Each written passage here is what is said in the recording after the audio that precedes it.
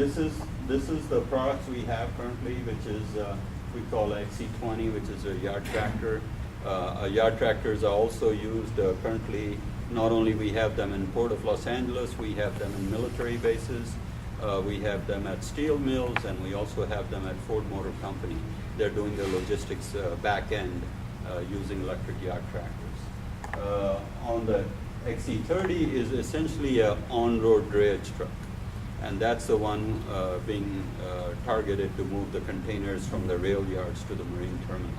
Because Port of Los Angeles is also, you might have read, is planning on expanding that rail yard, almost doubling its capacity. So there's, from an environmental standpoint, you cannot have all of a sudden 32,000 trucks running around polluting the neighborhood and schools, and so they are very interested in going zero emission to reduce the carbon footprint. Otherwise, the expansion might never happen. So there is a revenue tied into their interest in electric vehicles, which makes a lot more sense than just pollution. They're also receiving a lot of grants from Department of Energy and other agencies in order to reduce that pollution. And the N100 is essentially an inner city delivery truck. So when we talked about goods movement, we started with the yard tractor, which is the valet parking stuff, which was fairly easy, where a driver can see the charger, so you don't have a range anxiety issue where he's in a panic mode. Then we went after the drayage, which is a short haul. Now we're taking the next step, which is saying, okay, now that it has reached a retail outlet, how do you distribute this good in the inner city? So based on where the batteries are and where the technology is, we feel that this is still the time where we have to stay short haul. Short haul to me means 100-mile or less type range, which is you actually have a vehicle with 150-mile range, but you really operate it in 100-mile, because you'll be surprised on a rainy day or a snow, the rolling resistance changes, and all of a sudden your whole energy consumption number is turned on its head. So you need that margin to work with. So we think the market has come to a point where we can do inner city deliveries. We're already doing electric buses in India and China. Our buses have been running in India now for a year and a half successfully. So we think the market is there to go after the inner urban area, and generally the market is large in Asia because of high urbanization rate. These were basically agricultural economies that have turned very quickly into industrial economies. So the urban rate has grown so fast that the urban population is becoming dense, and therefore you need mass transit to move all these people.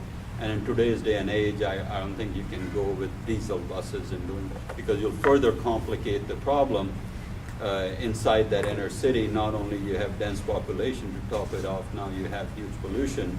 That is not really politically acceptable anymore. So that's why we are noticing a large spike in electric buses demand in inner city areas.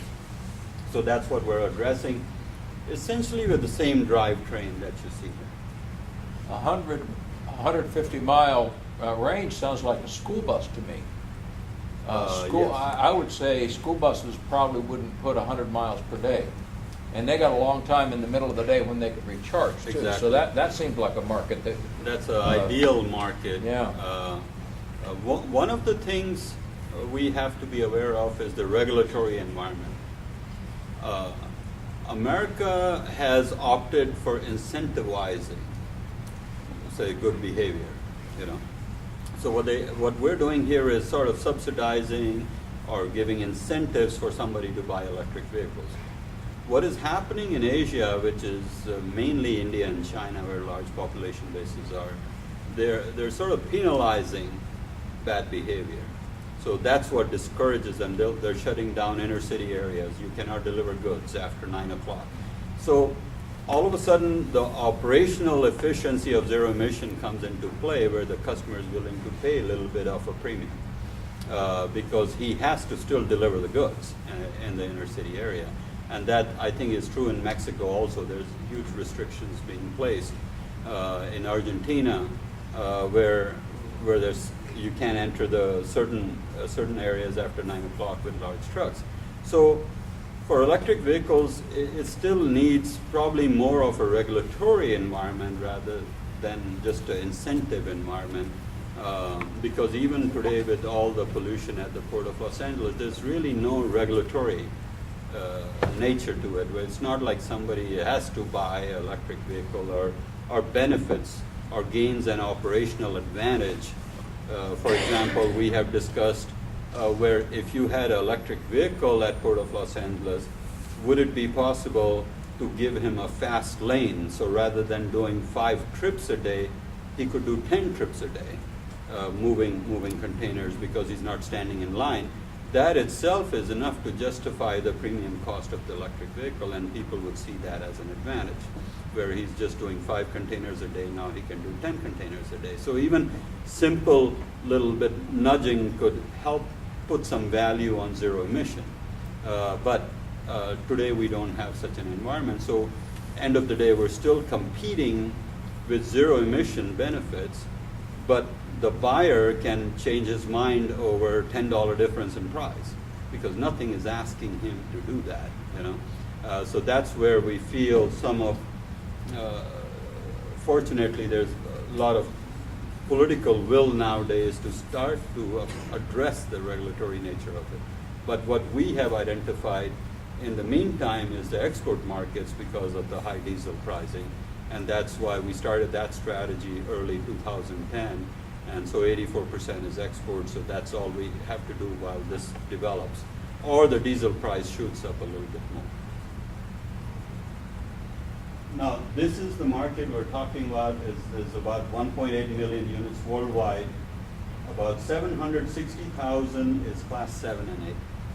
And that's a lot of vehicles. And about that, 240,000 are short hauls, which is less than 200 miles a day. And the number is even larger, but this is what the data from Department of Transportation indicates. Now, that's not a very small niche. You know, if you look at 240,000. We believe the battery technologies are either already here that we are selling our products with, but at the same time, we're just around the corner for the next generation of battery that should satisfy this need.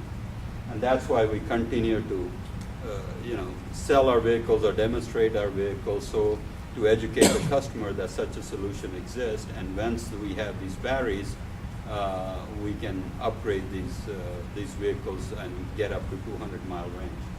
Or reduce the weight of the batteries in the vehicle so we can have more cargo capacity, because that's another challenge.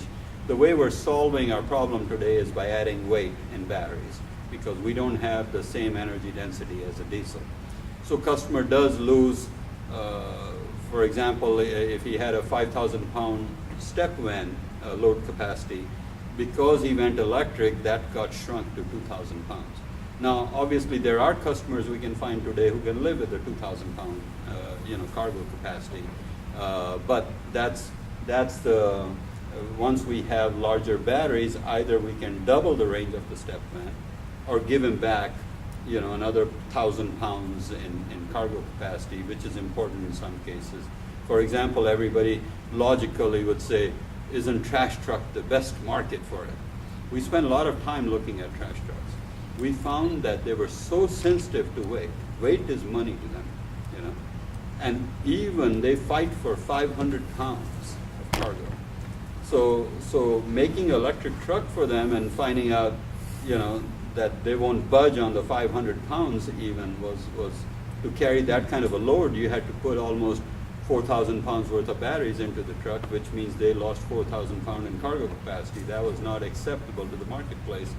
And until the battery technology comes along, we're sort of, heading to other avenues where load is not the revenue generator, maybe volume is. So this is sort of a chart showing you where we are today. Now, if you look at it, diesel has about 13,000 watt-hours per kilogram of energy density, which is significant. Out of that, only 12.6% is ending up on the wheels.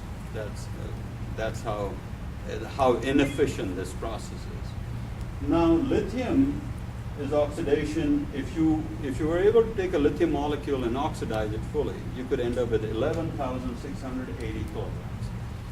That's almost like diesel, but nobody's there yet. Everybody's trying with nanotechnologies, trying with different chemistries, how to get that out of it. So what my chart is showing you where we are today.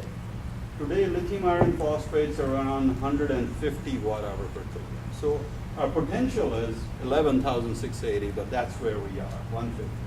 Lithium sulfur is around 250, lithium manganese 290, lithium thionyl chloride 750, and lithium air around 1,700.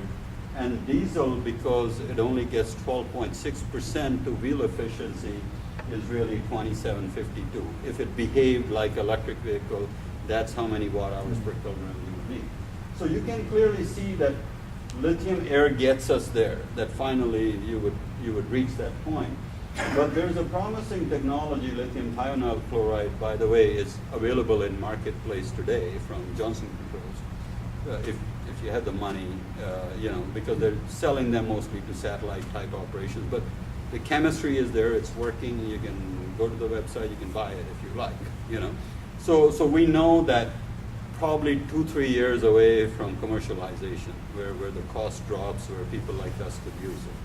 So considering that promise that we're saying, okay, we're about 3 years away from reaching almost 5 times the range what I have today, it's what keeps us motivated every day, that we can see the light at end of the tunnel. So what we have to do now is continue to find the customers, groom them, introduce them to new technologies, set up distribution networks, set up service networks, because we know the answer is around the corner. At the same time, be the first in the market so you can establish your brand and identity and everything else. So when this happens, you are the first in line to take advantage of such an opportunity.